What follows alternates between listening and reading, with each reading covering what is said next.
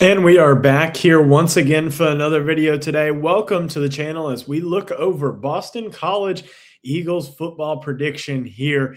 Said that a bit awkwardly, but welcome to the channel. Welcome to the football expert. My name is Reikley Ruby, and glad to have you here today as we're looking over Boston College and Bill O'Brien's third year with the program.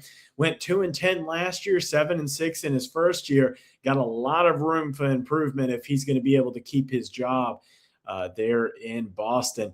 But we will see as we look at the schedule here today for the Eagles. Let's get straight into it. So, first game for Boston College, a road game against Cincinnati. Honestly, one of the most interesting matchups of all college football. Like simply just one of the most interesting ones. Boston College and Cincinnati. Like it's just a matchup that you just don't see. You don't see that type of matchup very often. So, like, to see those matchups are always fun. Like Wisconsin and Notre Dame this year, that's just a fun matchup. Clemson and LSU, a fun matchup. Like, even when the teams aren't good, it's just fun matchups to see. So, I appreciate both of these teams playing a game like this in this era of college football. I have this as a loss. I'm not the biggest fan of Scott Satterfield and Cincinnati's program, but you don't, obviously, for obvious reasons, don't have Brennan Sorsby back at quarterback there. Boston College also bringing in a new quarterback with Mason McKenzie, the true junior, coming in as their quarterback as a transfer, a big time rusher all over the place in terms of throwing the ball, but a great guy with his legs. So I have this as a loss. I think that Cincinnati is just a better team defensively and offensively. Then a home game against Rutgers, kind of a not a rivalry game, but like one of those games where it's a team it's in your area. You want to win a game like that. And coming down to it, I think that Boston College, this team really is going to struggle. It is the red bandana game, or at least the 25th anniversary. It is wow. It's the 25th anniversary of 9/11 this year, which they're going to be playing this game. So I do have this as a loss, but 100% just for that very reason. I know that's kind of a non-football reason, but I could see that being a win for Boston College because Rutgers, they do bring back one of the best running backs in all of college football. That I'm trying to think of his name off the top of my head, and I cannot think of it. Antoine Raymond. I was forgetting it. So honestly, Raymond could be the biggest factor in this game. I have this as a win. We will see what happens, or as a loss. Sorry, we'll see what happens. Then a home game against Maine. I have this as a win. That's where I was getting it from.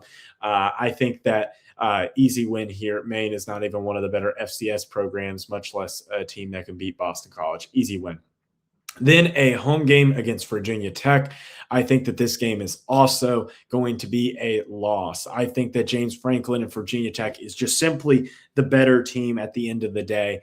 I think that you are looking at a team that is just they have a bunch of Penn State players, and obviously Penn State had a lot of struggles last year, but Penn State is still a better program, still in a better spot. And one of the things that when I was prepping for this video, when I was getting ready doing my research, I saw a video by Ari and Andy of the On3 YouTube channel, and they were talking about Boston College and talking about their ACC power rankings.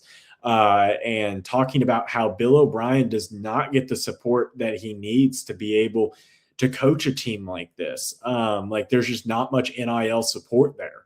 And he's just behind the eight ball in that. And I think that that's true. You saw the issues with Jeff Hafley. You saw the issues at the end of the Steve Adoniso era. I know I'm saying that last name wrong, but it's been so long since I've seen that. And then now here into the Bill O'Brien era. Last year was 2-10, one of the worst years in Boston College history. Other than the 3-9 season in 2022, Boston College has pretty much sat around 6-6, 7-6, or 6-5, like every single year of the past decade. So this team, I just don't think is in a great spot. So I think that they get a loss there. Then a road game against SMU. I have this as a loss once again. Kevin Jennings as a quarterback is just too dynamic for this Boston College defense. I think that they're going to struggle to be able to contain a guy like Kevin Jennings. I think most teams are going to struggle, much less a team like Boston College that just does not have the talent effort there. So I think that it's going to be an easy win for SMU. Bye week and then facing Pitt at home.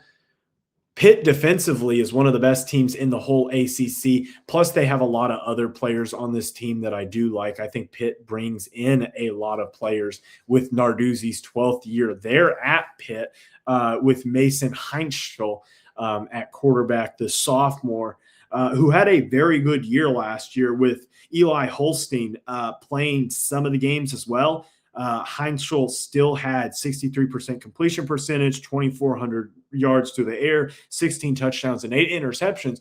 This is not a bad player whatsoever. So I just have that as a loss once again. Then playing Georgia Tech, I think that this is a loss. I like Georgia Tech a lot this year. I know a lot of people are down on them after losing Haynes King and a lot of defensive pieces as well. But Brent Key is still the head coach there. If Brent Key was gone, that's a different scenario.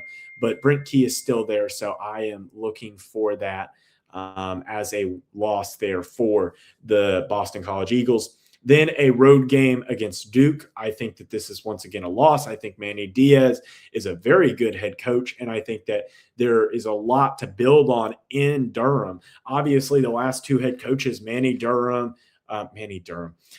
Diaz and Mike Elko, along with even David Cutcliffe before that. Duke is a sleeping giant in the ACC. By no means are they a great elite football program, but this is a good football program. There's no doubt about it. And anybody that says otherwise is not an expert in college football.